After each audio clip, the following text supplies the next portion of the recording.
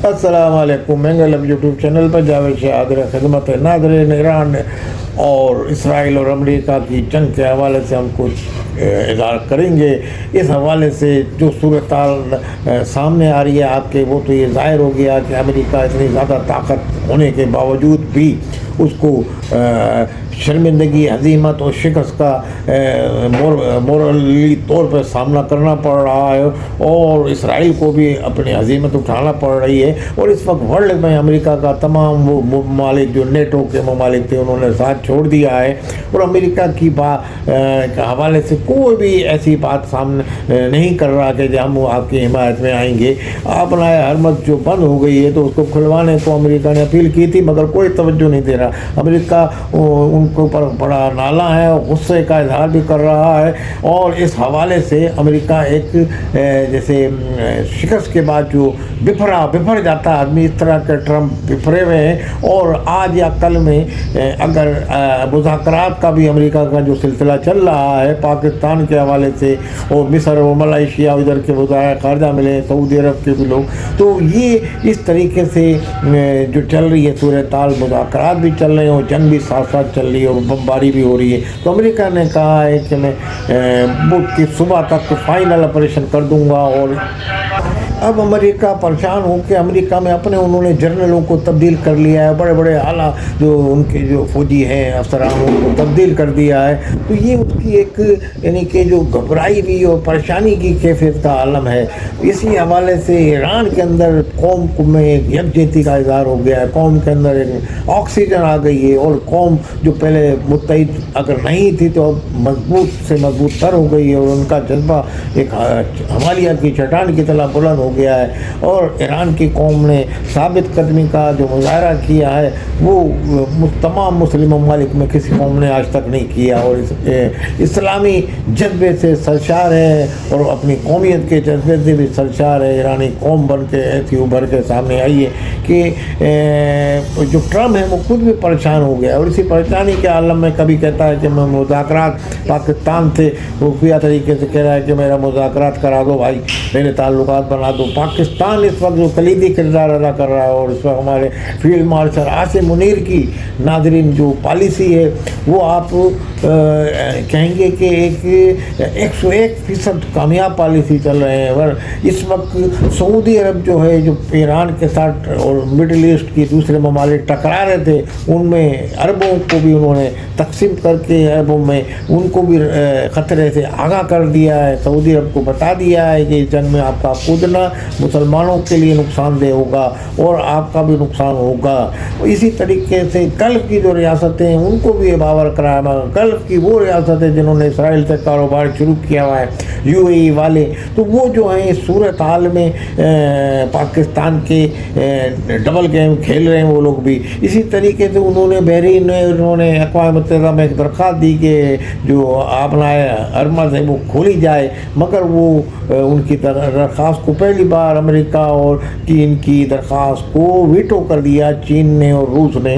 तो ये भी एक बड़ी कामयाबी ईरान को मिली है। ये यानी कि ताकत के ज़ोर पे वो खुलवाने का दरख्वास्त दी थी उन्होंने अक़वाम मुत्तहिदा में। तो बहरहाल इस वक्त हर महाज पे ईरान को कामयाबी हासिल हो रही है अभी तक की जो जंग में, और ईरान के भी हौसले बुलंद हैं। मगर आने वाले दिन में ईरान पे जो अमेरिका ने जो एक सख्त अल्फाज इस्तेमाल किए ट्रम्प ने और अपनी फिरस्तान अल्फाज में यानी कि एक घटिया लैंग्वेज से मतलब इस्तेमाल की जो एक सदर अमेरिका के शान शान नहीं है। बहरहाल उन्होंने भी जो इस बात का ये इंदिया दिया है और उसने वार्निंग दी है कि मैं अगर मुज़ाकरात कामयाब नहीं होते तो मैं पत्थर के दौर में ईरान को पहुंचा दूंगा और वो बमबारी करूंगा जो आज तक नहीं हुई और फिर संभलने में भी उसको 10 साल 20 साल लगेंगे ईरान को डेवलप होने में, मैं तबाही फैला दूंगा। तो लोग इस बात को भी खारिज इम्कान करार नहीं दे रहे कि ये एक ऐसा शैतान किस्म का रहनुमा है कि ये इसराइल से या खुद कोई करके कोई ऐसा बम जो नागासाकी हिरोशिमा पे अमेरिका ने मारा था تو کہیں ایسا نہ کر بیٹھے. تو بہرحال روس نے چائنا نے تو وارننگ دی ہے اس کو, مگر بہرحال اس سے کوئی بعید نہیں. بس اب ایران نے بھی مذاکرات کا آغاز تو چل رہا ہے بالواسطہ پاکستان کے حوالے سے, مگر آمنے سامنے دونوں رہنما نہیں بیٹھے ہیں ابھی کہ امریکہ کے وجہ یا ایران کے. مگر اگر آج رات گئے تک, یعنی کہ جب ہم یہ لوگ بنا رہے ہیں اس وقت تک, شام تک مذاکرات اگر ہو جاتے ہیں تو بدھ کی صبح کو وارننگ دی اس نے کہ میں تباہ کن بمباری کروں گا اور کوئی ان کا پلانٹ نہیں چھوڑوں گا, کوئی ان کا بجلی گھر نہیں چھوڑوں گا. تو یہ اس نے ایران کے حوالے سے ایک سخت الفاظ استعمال کرتے ہوئے یہ ایک بیان وہاں کے پریس کانفرنس میں اپنے بتایا تقریر میں. تو بہرحال خطے میں تباہی پھیلی ہوئی ہے اور تباہی آئے گی اس سے مزید. ہم نہیں چاہتے, ہم بھی دعا گو ہیں کہ کوئی مذاکرات کے ذریعے ایسا راستہ نکل جائے جو دونوں کے لیے عزت کا باعث ہو. بہرحال مورل فتح تو ایران کو حاصل ہو گئی ہے. اب ایران کو یہ چاہیے کہ کوئی ایسا راستہ قبول کر لے وہ کہ جس میں ابھی جو شرائط تھی, جو اسلام آباد کا جس کو کاٹ کہا جا رہا ہے, اس میں یہ ہے کہ وہاں سے کچھ امریکہ کی طرف سے پابندیوں میں نرمی ملے گی, کچھ رعایتیں ایران کو دی جائیں گی, اسی طریقے سے اپنا حرمت یہ کھول لیں ایران تو اس صورت میں امریکہ کی طرف سے رعایتیں دی جائیں گی.